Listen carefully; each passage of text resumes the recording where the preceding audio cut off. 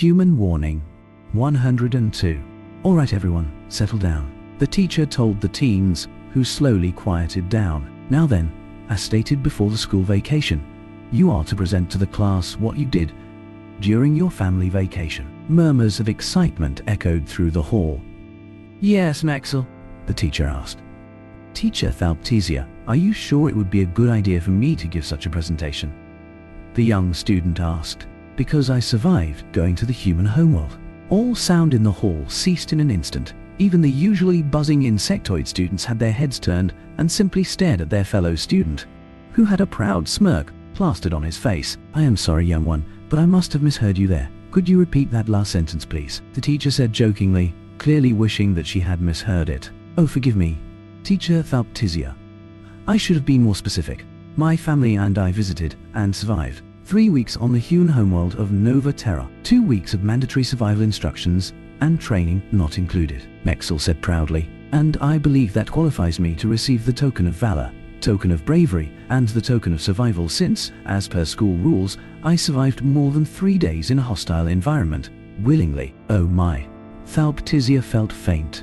Would anyone like to start with their speeches? She asked the other students in the class, many of whom were looking at their written speeches with looks that could only be described as, sorry, but we don't have anything on this guy. If you don't mind, I can go first, Maxwell said.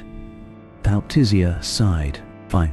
Student Maxwell, please take the stand. Maxwell walked to the front of the hall and connected his personal data device to the holo projector.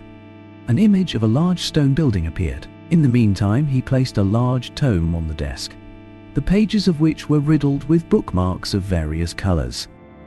I shall begin by saying that I will only briefly explain what the 2 weeks training was about, and then jump straight into my time on Nova Terra, the youngster explained, before clearing his throat as only a child could.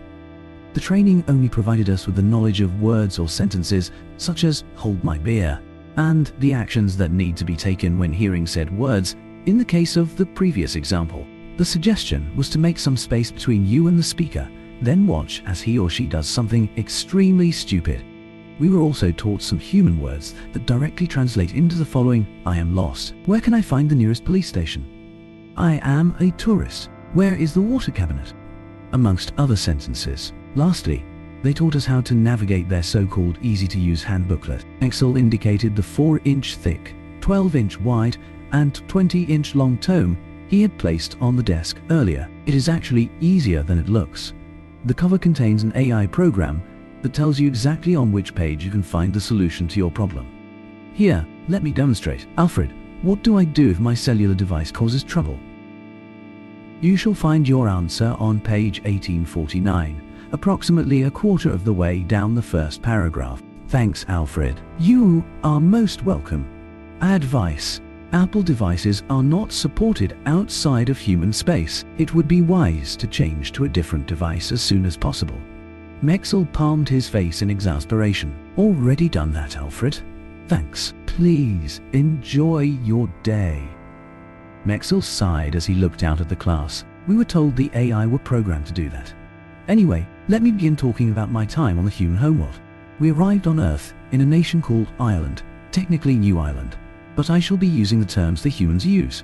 And the first, and only, thing I remember of Ireland was the amount of alcohol that was in the air. Apparently, unlike its namesake predecessor, Ireland has more bars and public houses per city than its neighbor England has per county. Therefore, the amount of alcohol permeating the air caused me to enter a drunken state and pass out. I kid you not, I became drunk just by breathing in that Irish air. Scotland was much better, as we spent our tour there in the Highlands. In the few moments where the sky was not overcast, we were awarded with a truly astonishing sight.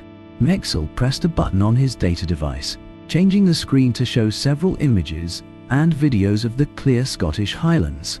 It was truly breathtaking for the other children. Our next stop took us to the mainland Europe, where we visited the industrious Deutschland. Maxwell pressed the button again, showing the mass workshops in the recreated Ruhr Valley in Germany and restaurants of Italy. More images were shown. Sorry to interrupt, but are you all right? Isn't alcohol poisonous? One of the other students asked. Humanity's insanity and craziness are both highly contagious. Apparently they rubbed off on me.